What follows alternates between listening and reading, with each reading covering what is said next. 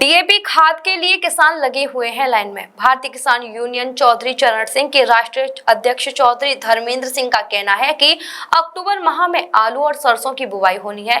इफ्को केंद्र पर डीएपी खाद उपलब्ध नहीं हो पा रहा है, जिसकी वजह से ब्रज क्षेत्र के किसान बहुत परेशान हैं। इफ्को केंद्र पर लंबी लंबी कतार देखने को मिल रही है, जिसके लिए हम केंद्रीय कृषि मंत्री से मिलेंगे और उनसे किसानों की समस्याएं दूर करने का आग्रह करेंगे। वहीं कोल्ड स्टोरेज में किसानों का आलू सड़ रहा है। एक मामला आया है विश्वनाथ कोल्ड स्टोरेज मुरसान हाथरस का, जिसमें किसानों का आलू सड़ा हुआ दिखाई दे रहा है, जिससे किसानों को बड़ा घाटा होना निश्चित है। शासन और प्रशासन से कहना है कि या तो किसानों की समस्याएं दूर करें और डीएपी खाद उपलब्ध कराएं, जिससे उनकी फसल की बुवाई लेट ना हो, अन्यथा हम किसानों के हक की लड़ाई के लिए धरना प्रदर्शन को बाध्य होंगे। मेरे प्यारे साथियों, मैं आपको बताना चाह रहा हूं, इस समय ब्रज क्षेत्र के किसानों के सामने, क्योंकि ये जो समय है वो आलू की बुवाई का एक उचित समय है। एक तो पहले से ही किसान बारिश की वजह से पीड़ित था, उसके बाद आज जब किसान फसल बोने के लिए तैयार हो रहा है, जैसे तैसे अपनी फसल को बोने के लिए तैयार हो रहा है, उसको किसानों को डीएपी उपलब्ध नहीं हो पा रहा है, बोने के लिए उसके खाद उपलब्ध नहीं हो पा रहा है।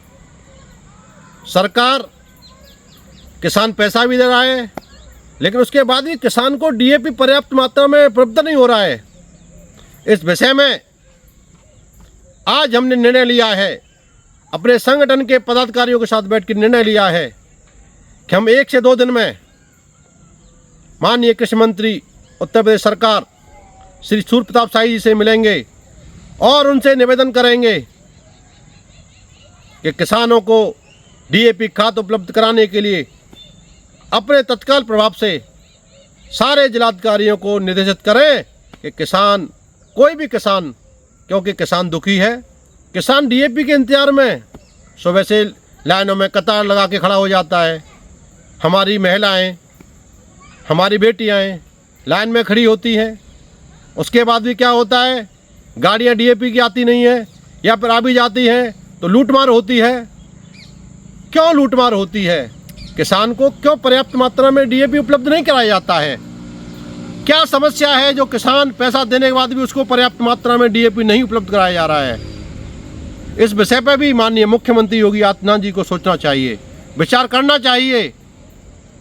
मैं बार बार आपको विशेष रूप से ध्यान दिलाना चाहूँगा, अभी इन किसानों की विषय में हमारी एक मुलाकात माननीय केंद्रीय कृषि राज्य मंत्री और हमारे केंद्र सरकार के कृषि मंत्री से होने वाली थी। किसी कारणवश वो मीटिंग हमारी अभी कैंसिल हो गई है, क्योंकि माननीय मंत्री जी को कहीं बाहर जाना पड़ा है। लेकिन मेरी जल्द 30 तारीख को कृषि मंत्री से मुलाकात होगी। और उसके साथ साथ मैंने अभी कुछ समय पहले मुरसान में विश्वनाथ कोल्ड स्टोरेज, जिसमें कोल्ड स्टोर मालिक की लापरवाही कारण पूरे तरह से किसान का आलू बर्बाद हो गया है, सड़ गया है, कुल्ला दे गया है। किसान दुखी है। डीएम महोदय से आग्रह किया, डीएम महोदय ने उसकी जांच जिला उद्यान अधिकारी अनीता सिंह को दी है, लेकिन अनीता सिंह का रवैया, फ़ोन नहीं उठाती हैं वो, किसानों फ़ोन नहीं उठाती हैं, हमारा फ़ोन नहीं उठाया उन्होंने, तो किसानों का कैसे भला होगा? आज तक कोई रिपोर्ट नहीं दी। लेकिन मैं इस वीडियो के माध्यम से आपको दोबारा अवगत करा रहा हूँ, 1-2 दिन के अंदर या तो उन किसानों की समस्याओं का समाधान हो जाए, क्योंकि उनकी बुवाई का समय है। किसी की बेटी की शादी है, किसी के बेटे की शादी है, किसी के बच्चे की फीस नहीं भरी है, किसी की बेटी की फीस स्कूल की जमा होनी है। कहाँ से जमा हो फीस? आरसी निकाल रखी है आपने, कहाँ से आरसी जमा हो? क्यों उसकी आरसी निकाल रखी है आपने? डीएम महोदय, आप पहले उन किसानों की समस्या का समाधान तो कराएं। उन किसानों की समस्याओं का प्राथमिकता पर लेकर समाधान क्यों नहीं करा रहे हैं आप? 7 दिन होने को जा रहे हैं, अभी तक कोई भी किसान, किसी किसान को बुलाकर कोल्ड स्टोर मालिक ने अभी तक ये नहीं कहा कि चलो आप पैसा ले जाओ मुझसे। ऐसा क्यों हो रहा है? इस चीज़ को बर्दाश्त नहीं किया जाएगा। अब बहुत हो गया है, किसान के साथ जुल्म अब बर्दाश्त नहीं करेंगे।